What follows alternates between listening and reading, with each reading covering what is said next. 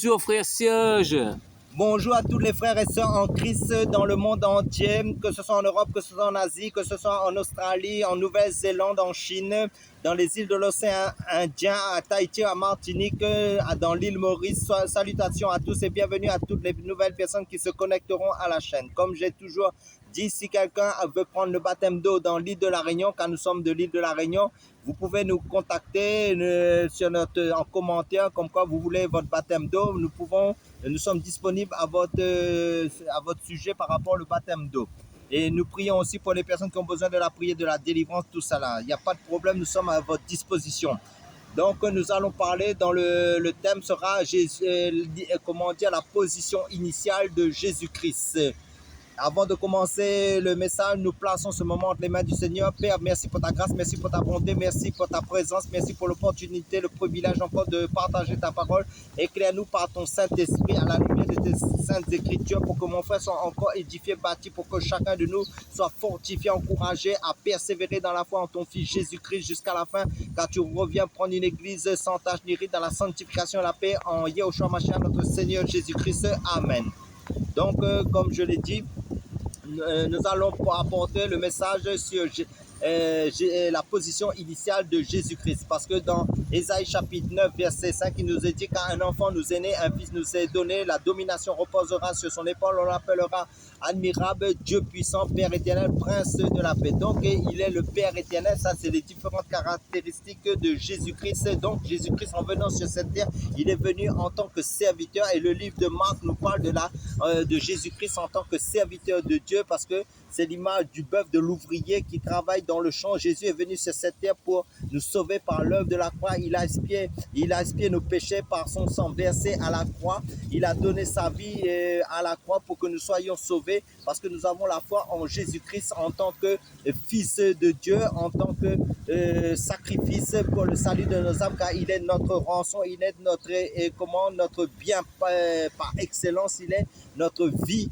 car il est le chemin, la vérité et la vie. Il a plusieurs aspects, plusieurs caractéristiques. Là, comme nous avons donné le thème du message, que Jésus-Christ est la position initiale de Jésus. Ce qu'il faut comprendre, que Jésus-Christ, avant de venir cette terre, parce qu'il nous est dit que Jésus-Christ s'est fait serviteur, il est venu nous servir par l'œuvre de la croix, il s'est sacrifié en tant qu'homme. Et ça veut dire quoi? Ça veut dire qu'avant que Jésus vienne sur cette terre, il existait bien avant. La Genèse parle de lui, et tous les livres de la Bible est christocentrique, c'est ça qu'il faut comprendre, il a plusieurs aspects. Donc ça veut dire quoi? Ça veut dire que la parole de Dieu dans 1 Jean chapitre 5 verset 20, il nous est dit, car nous savons aussi que le Fils de Dieu est venu et qu'il nous a donné l'intelligence pour connaître le véritable, et nous sommes dans le véritable en son Fils Jésus-Christ. C'est lui le Dieu véritable et la vie éternelle. Là, nous voyons que Jésus-Christ, sa position initiale, c'est Dieu le Père, c'est Dieu carrément. Frère Serge, nous avons dit que Jésus est venu comme serviteur. Tu peux prendre le verset Jean 20, verset 20, Matthieu 20, verset 28. Matthieu 20, verset 28 comme référence pour les nouvelles personnes qui prendraient des notes. Matthieu 20. Si nous ne pas trouver Matthieu 20, verset 28, nous prenons au sens contraire 28. Tu regardes avant, si je ne vais pas tromper, c'est tellement longtemps, tu peux regarder. Matthieu 20, verset 28. Thomas lui répondit, mon Seigneur et mon Dieu. Prends 28, 20. Matthieu 28, verset 20. Matthieu 28, verset 20, voici ce verset-là. Si c'est pas ce verset, c'est Matthieu. Matthieu, chapitre 28. Tout à l'heure, tu regardais. Non, c'est plutôt 20, 28 plutôt. Oui, 20, parce que tu as lu. Oui, j'ai lu dans Jean. D'accord. Oui, l'évangile de Jean. Oui. Donc, je vais dans Matthieu, chapitre 20, verset 28, qui nous dit: c'est ainsi que le Fils de l'homme est venu, non pour être servi, mais pour servir et donner sa vie comme rançon de plusieurs. Là, nous voyons que Jésus est venu en tant que, rançon. Ça veut dire qu'il est venu nous servir en donnant sa vie. Ça veut dire qu'il nous est dit, car Dieu a tant aimé le monde qu'il a donné son Fils unique, afin que quiconque croit en lui ne périsse pas, mais qu'il ait la vie éternelle. Donc Jésus est venu nous donner sa vie en tant qu'homme. Ça veut dire Dieu lui-même s'est auto-missionné pour venir sur cette terre à travers Jésus-Christ, parce qu'il nous est dit dans le livre de Matthieu chapitre 1 verset 23, son nom s'appelle Emmanuel. Ça veut dire Dieu parmi nous. Mais Dieu n'est pas mort à la croix parce qu'on ne peut pas tuer Dieu, parce que Dieu est éternel, mais Dieu s'est fait homme, s'est fait serviteur, s'est fait homme. Parce que si vous allez dans le livre de Philippiens, si je me trompe pas. Philippiens 2 et 5, et Philippiens, ouais. Philippiens chapitre 2 qui Verset nous parle Jésus en tant que serviteur aussi, si je me trompe pas, Donc après, je vais- verset 5 je pense, 5, 6. 5, 6. Verset 5, ayez en vous les sentiments qui étaient en Jésus-Christ, lequel existant en forme de Dieu n'a point regardé comme une proie arrachée d'être égal avec Dieu. Mais il s'est dépouillé lui-même en prenant une forme de serviteur, en devenant semblable aux hommes, et ayant apparu comme un simple homme, il s'est humilié lui-même, se rendant obéissant jusqu'à la mort, même jusqu'à la mort de la croix. Et c'est pourquoi aussi Dieu l'a souverainement élevé et lui a donné le nom qui est au-dessus de tout nom, afin qu'au nom de Jésus, tout genou fléchisse dans les cieux, sur la terre et sous la terre, que toute langue confesse que Jésus-Christ est Seigneur, à la gloire de Dieu le Père. Là, nous voyons Jésus en tant que serviteur. Ça veut dire que c'est le modèle que Dieu nous a donné. Ça veut dire celui, le Saint des Saints, celui, l'agneau sans défaut, sans tâche, comme nous avons prêché auparavant dans le livre de Jean chapitre 18. Il est passé devant le tribunal religieux. On a reconnu qu'il était sans péché, et il est passé devant le tribunal romain et il a été reconnu comme n'avait jamais commis aucun crime. Donc c'était l'innocent, il a payé, le coupable a payé pour les coupables, l'innocent a payé pour les coupables. C'est pour ça qu'il dit Jésus-Christ s'est fait malédiction à la croix pour que nous soyons bénédiction en lui. Là, ça veut dire sous la forme de serviteur en tant que fils de l'homme. Mais Jésus-Christ, sa position initiale, c'est le Père éternel, parce que dans Jean chapitre 3, verset 13, il dit « Personne n'est monté au ciel si ce n'est que celui qui est descendu du ciel, qui est le Fils de l'homme, qui est Jésus-Christ même. » Frère Serge, on voit des Jean 19, verset 30, que nous a tout est accompli. Amen. Après, on voit Jean 20, verset 17. Tu peux prendre Jean 20, verset 17? Jean chapitre 20, verset 17. Vous saurez éclairer mes frères et sœurs qui nous écoutent dans le monde entier. Jean chapitre 20, verset 17. Ouais. Parce que Jésus est né comme serviteur maintenant et il va trouver la position initiale qu'il a quittée, hein, parce qu'il est né comme serviteur. Maintenant, après l'œuvre est accomplie à la croix, Jean 19, verset 30, maintenant il va trouver sa position initiale, Amen. la position qu'il a quittée en fait compte. Amen. Donc je suis dans Jean chapitre 20, verset 17 qui nous dit, Jésus lui dit, ne me touche pas car je ne suis pas encore monté vers mon Père, mais va trouver mes frères et dites-leur que je monte vers mon Père et votre Père, vers mon Dieu et votre Dieu. Amen. Alléluia. Avant de donner la parole, je vais expliquer ce verset. En fait, là, on voit beaucoup de témoins Jéhovah, même les musulmans, ils prennent ce verset pour détruire les chrétiens. En fait, non, en fait, il va trouver sa position initiale. Frère Serge, qu'est-ce que tu peux rajouter avant de donner des autres versets? Qu'est-ce que tu peux rajouter? En fin de compte, Jésus-Christ, c'est parce que la parole de Dieu nous dit, en fin de compte, que Jésus-Christ est le même hier, aujourd'hui et éternellement. Jésus-Christ a bien existé avant toute chose, en fin de compte, car il est la lumière, il est la parole de Dieu, il est les différents aspects de Dieu. C'est lui seul qui est venu faire connaître lui-même. C'est ça qu'il faut comprendre en tant que Dieu, en tant que serviteur, en tant que le bon berger, parce que nous n'avons pas d'autre berger, nous n'avons pas d'autre pasteur, des pasteurs qui est Jésus-Christ. Le serviteur des serviteurs, ça veut dire car aucun nom n'est au-dessus de Jésus-Christ, car Jésus-Christ est le nom au-dessus de tout nom. Ça veut dire qu'en fin de compte, ce qu'il faut comprendre, c'est que Jésus-Christ est l'agneau assis au milieu du trône. Donc dans le ciel, il n'y a pas de Dieu au milieu du trône de Dieu. Ça veut dire c'est l'agneau de Dieu qui est l'image de Jésus-Christ, parce qu'en passant, Jean-Baptiste dit, voici l'agneau de Dieu qui ôte le péché du monde concernant Jésus-Christ. Là, il parle de Jésus-Christ. Donc Jésus-Christ est l'agneau immolé avant la fondation du monde, qui est assis au milieu du trône dans le ciel. C'est lui le Père éternel. Frère, tu peux prendre Matthieu 3, verset 17, hein, parce qu'en fin de compte, il faut être éclairé, parce qu'on voit que c'est en regardant les enseignements que nous sommes éclairés. Hein, après... Amen. La parole est bonne. Merci Seigneur. Matthieu chapitre 3, verset 17 qui nous dit, en fait, si je vais dans le verset 17, il nous est dit, et voici une voix fit entendre des cieux ces paroles. Celui-ci est mon fils bien-aimé en qui j'ai mis toute mon affection. Amen. Là, nous voyons qu'en fin de compte, quand Jésus-Christ...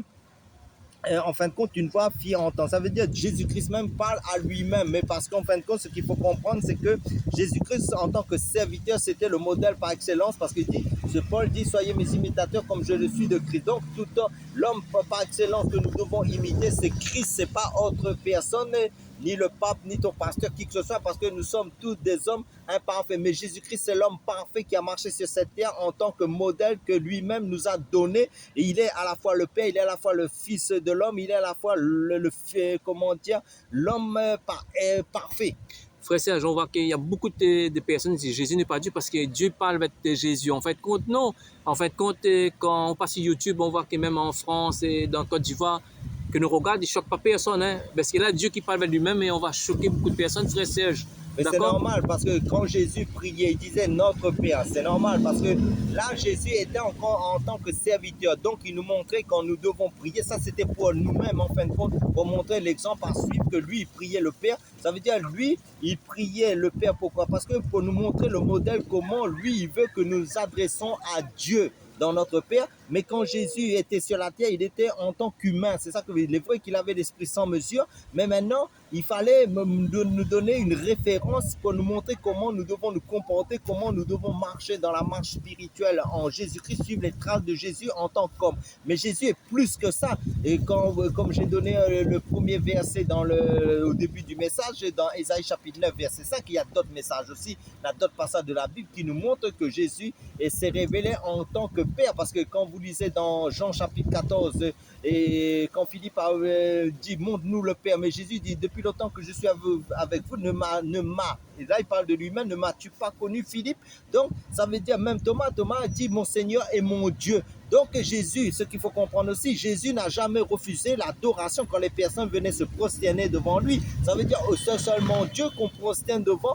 Même quand tu vas dans l'église, quel chant d'adoration tu portes à qui? À Jésus-Christ. Parce qu'il n'y a pas deux dieux, il n'y a pas trois dieux dans le ciel, il y a seulement un seul Dieu, c'est Jésus-Christ seul. C'est lui, enfin, quand il retrouve sa position de Père, mais seulement lui seul est adoré dans le ciel. Frère, ça, tu peux prendre un verset parallèle avec Matthieu 3, verset 17, et Néhémie 9, verset 13. En fin de compte, une voix qui vient du ciel, ça, en fin de compte, on voit que Dieu parle avec lui-même, hein, parce qu'en fin de compte, il choque beaucoup de personnes. Mais sur YouTube, on ne choque pas de personnes, hein, parce que ouais, hein, les gens, comment ils raisonnent, hein, en fin de compte, et même qu'il y a des micros et de loin, on entend la voix de ce micro-là, cet haut-parleur qui parle, hein, on ne choque pas personne. Mais que Dieu qui parle avec lui-même, on va choquer des personnes. Hein. Amen. Et Néhémie combien? Néhémie 9, verset 13, on voit que c'est pareil, c'est verset parallèle. C'est le frère Christophe Balaam qui complète aussi dans la parole, qui participe. C'est même similitude de ce verset-là. Dans la parole, verset 13. Néhémie chapitre 9, verset 13 nous dit quoi? Néhémie chapitre 13 nous dit, là il nous parle, tu descendis, là il concerne Dieu, hein, le Père.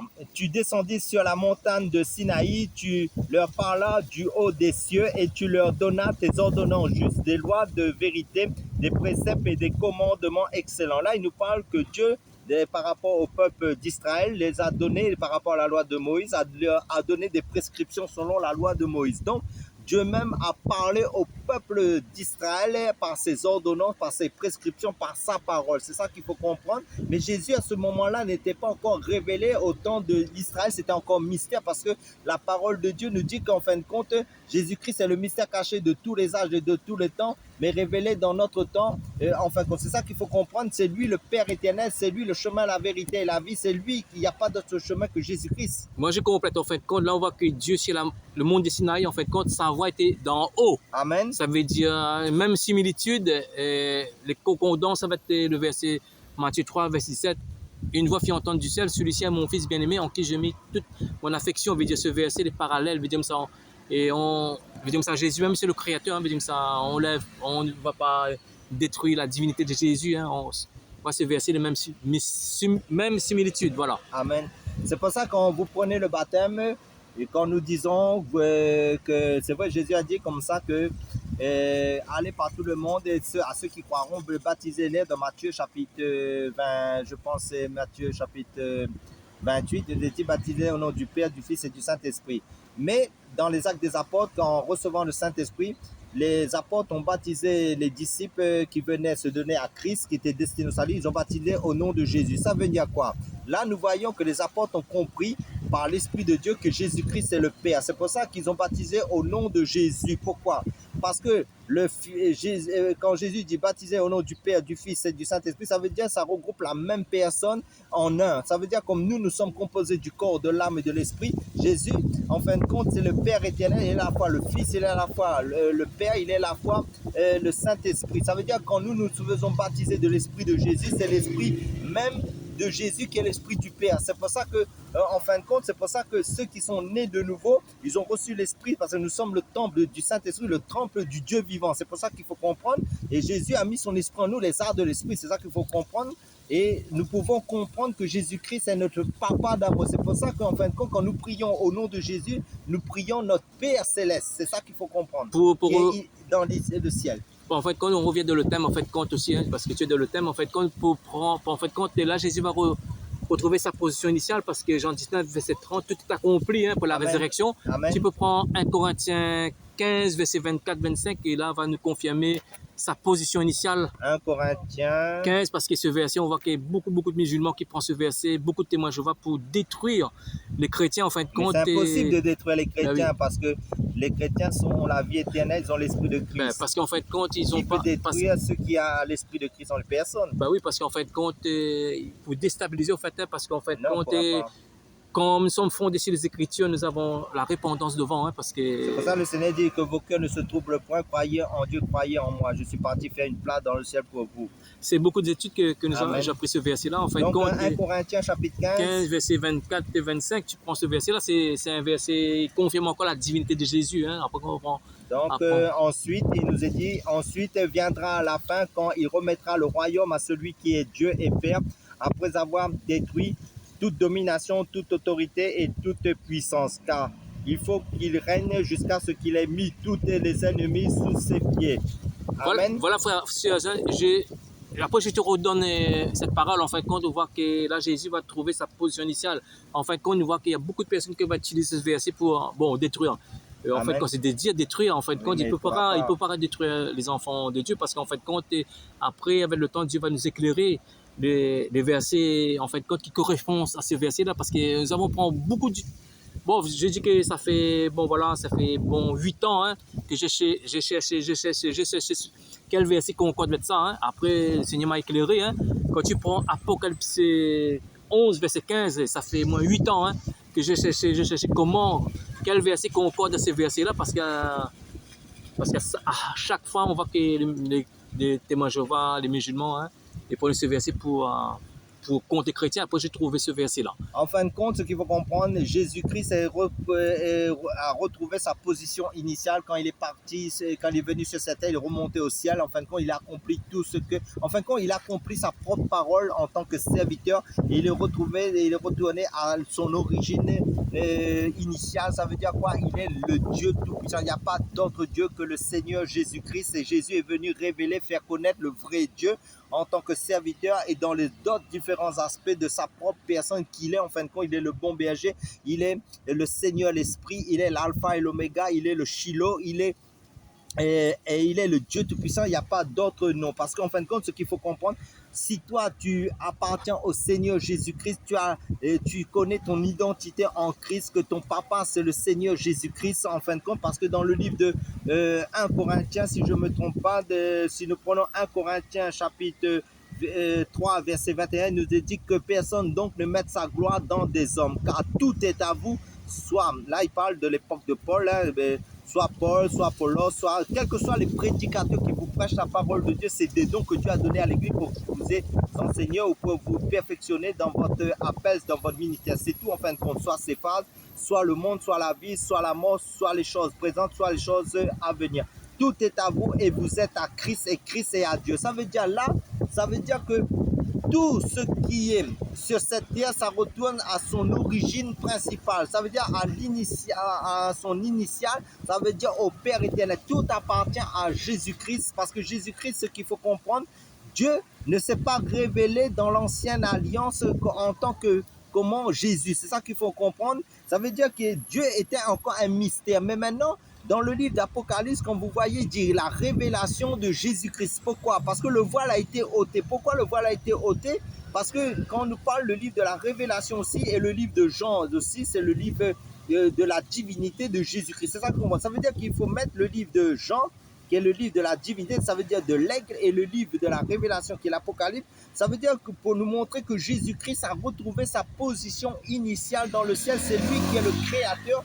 C'est lui qui est le maître, c'est lui qui est le Père éternel de notre comment de toute la création de nous qui sommes sa créature aussi nouvelle en Christ. On va donner le verset, sa position initiale, parce que j'ai dit encore une fois, c'est 8 ans ou 7 ans que je cherchais d'investigation en investigation pour trouver le verset concorde avec 1 Corinthiens 15, verset 24-25. J'ai trouvé ce verset-là. Amen. Dieu m'a éclairé. Ça fait beaucoup d'années, parce Que Dieu soit glorifié. à chaque fois, les témoins de Jéhovah me corrigeaient. À chaque fois, les musulmans me corrigeaient. Mais maintenant, c'est terminé. J'ai trouvé ce verset concorde avec ce verset-là.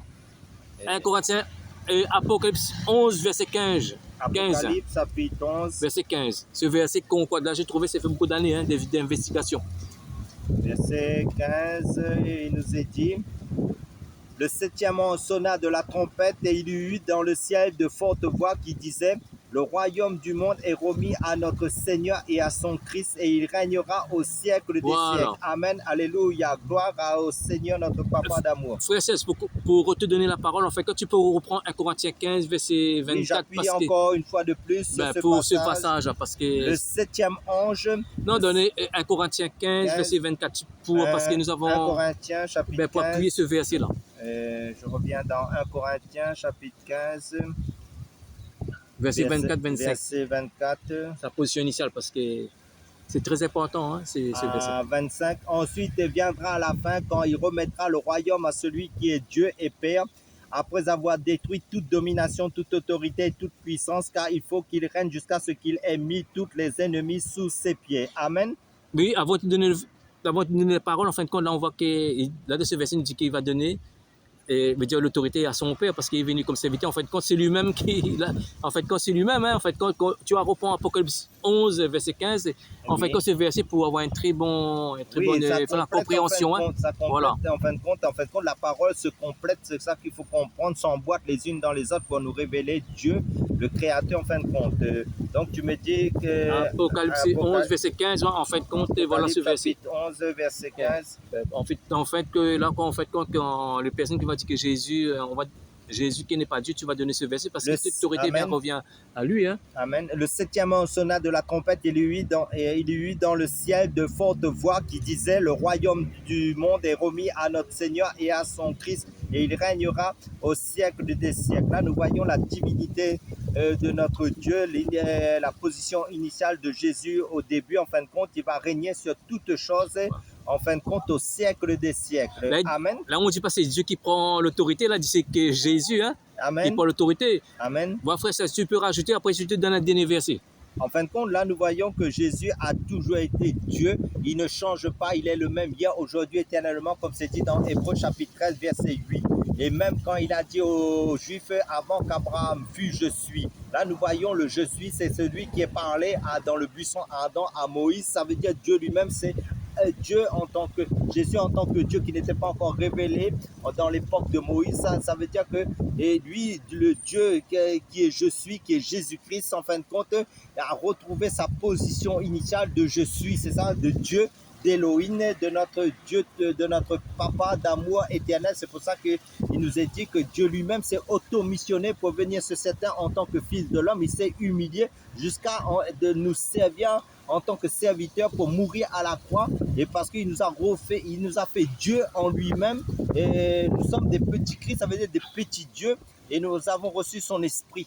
Je te donne un autre verset qui emboîte ces 3 versets, hein, Amen. Parce que là c'est impossible qu'il y ait un homme qui vient juger le vivant, les morts. Hein. Tu prends ce verset 2 Timothée 4, verset 1, qu'on ne doutons pas la divinité de Jésus. Hein. Amen. Donc, il nous est dit dans le 2 Timothée chapitre 4, verset 1, « Je t'en conjure devant Dieu et devant Jésus-Christ qui doit juger les vivants et les morts au nom de son apparition et de son royaume. » Amen. Alléluia. Voilà, avant de donner la parole, frère, je complète, après je te donne encore la parole. En fait, c'est lui qui va me juger, qui va juger frère Serge, qui va juger tous les prophètes, qui va juger, hein, c'est lui qui juge. Les vivants et les morts. Ah oui. Mais parce que pourquoi sur le jugement dernier, c'est lui qui sera sur le trône blanc, le grand trône blanc, ça veut dire Dieu lui-même en personne. Ça veut dire il est le Dieu que tous les hommes, en fin de compte, verront, en fin de compte, et tout genou va fléchir devant lui, en fin de compte, et toute langue confessera que Jésus-Christ est Seigneur. Et Seigneur, ça veut dire, en fin de compte, le maître. Frère Serge, je pose la question. Là, on voit que c'est Dieu qui va juger les vivants et les morts, mais c'est Jésus. Mais c'est Jésus Bah qui ouais, est Dieu lui-même. c'est Dieu lui-même, voilà, frère Parce qu'en Serge. fin de compte, regarde, Jésus n'a jamais refusé l'adoration quand les gens venaient devant lui. Il aurait pu dire, ne m'adore pas, c'est adore Dieu, parce qu'en fin de compte, lui-même est Dieu. Donc, les personnes qui ont la révélation de Jésus-Christ en tant que Dieu, ils vont l'adorer. En fin de compte, toute leur vie, parce que c'est lui le seul sauveur, c'est lui qui mérite l'adoration, c'est lui qui mérite la gloire, l'honneur, la puissance au siècle des siècles. Frère Serge, pour nous les chrétiens, nous serons jugés d'un tribunal de Christ. Oui, Nous pour les pensons, on a le récompenses. verset En fin de compte, je Corinthiens. pense Corinthiens, si je ne me trompe pas. Des Corinthiens 5, 10, mais 1 Corinthiens 5, verset 10. On va voir cela. Des Corinthiens 5, 10, mais pense, hein, ou 1 Corinthiens 5, verset 10. Je vais aller. Je suis bien vu parce que ça fait. Mais c'est sûr, c'est dans Corinthiens, Oui. il nous parle. 2 Corinthiens, chapitre 5 ou 10, je pense. 5. Ou 1 Corinthiens 5, 10, et je me souviens plus tellement de versets. Il vient en tout cas. Et, Le Seigneur va nous aider. parce qu'en fait, Donc, 2 Corinthiens, chapitre 5, verset 10, il nous dit car Voilà. il nous faut tous comparaître devant le tribunal de Christ afin que chacun reçoive selon le bien ou le mal qu'il aura fait étant dans son corps. Là, ça ne concerne pas les païens, les pères des inconvertis, les personnes qui ne croient pas en Jésus. Là, il écrit aux Corinthiens, c'était des chrétiens parce que ce qu'il faut bien comprendre, Paul adressait les lettres aux saints, ça veut dire à ceux qui ont donné leur vie au Seigneur Jésus-Christ, qui se sont engagés en Christ. Là, veut dire que les personnes qui sont sur cette terre, qui ont des grâces, des talents, des dons spirituels, qui ont fait fructifier ces dons en annonçant la parole de Dieu, en faisant avancer l'œuvre de Dieu sur cette terre, en annonçant le royaume de Dieu, tout ça dans l'évangélisation, en fin de compte, ceux qui ont travaillé, qui n'ont pas été paresseux, ils vont recevoir des récompenses. Parce que vous savez, c'est un autre enseignement que Dieu permettra de nous enseignons par la suite, si Dieu le permet. Il y a le couronne de vie, le couronne de justice et le couronne de gloire. Les couronnes de gloire, c'est pour les ministères de la parole de Dieu. C'est ça qu'il faut comprendre. Mais maintenant, il y a certains qui vont perdre des récompenses aussi parce qu'ils n'ont pas travaillé. Mais maintenant, devant le jugement, le grand trône blanc, dans l'Apocalypse aussi, il nous parle du jugement dernier. Ça sera pour les personnes qui sont morts, par exemple noyés, qui sont morts, on n'a pas retrouvé les corps, ou les morts tous ces morts-là vont ressusciter, ceux qui ne sont pas inscrits sur le livre de vie vont être jetés dans le lac de feu. Parce que dans ce verset-là, avant de terminer, on voit Amen. que dans ces deux versets parallèles, en fait, quand on voit Jésus, c'est lui qui va juger les vivants et les morts. Oui. Tribunal de Christ, c'est lui toujours, c'est pas Dieu. Mais c'est lui, c'est lui-même qui est le créateur. Dieu. Parce oui, qu'en voilà. fin de compte, quand certains disent que Jésus-Christ n'est pas Dieu, en fin de compte, la parole de Dieu ne fait que parler de Jésus-Christ. Comme je dis, la Bible est christocentrique. Ça veut dire qu'on ne fait que parler de Jésus-Christ dans la nouvelle alliance qui est Dieu lui-même. Et il était adoré. Jésus n'a jamais refusé l'adoration. Il n'a jamais dit adore mon Père, mais il n'a jamais refusé l'adoration. Il s'est laissé adorer pourquoi? Parce qu'il savait son identité personnelle, qu'il est Dieu. Et c'est seulement les enfants de Dieu qui ont le Saint-Esprit adorent Dieu en esprit, en vérité. Frère, pour terminer, qu'est-ce que tu peux rajouter? En fin de compte, je vous dis, persévérer en Jésus-Christ, c'est lui notre époux, c'est lui notre Dieu, c'est lui notre papa d'amour, c'est lui qui a tout fait et c'est lui qui a tout accompli. Il est retourné dans le ciel, il est assis au milieu du trône qui est l'agneau de Dieu. Et soyez tous bénis à travers cet enseignement et à la prochaine vidéo. Sois béni.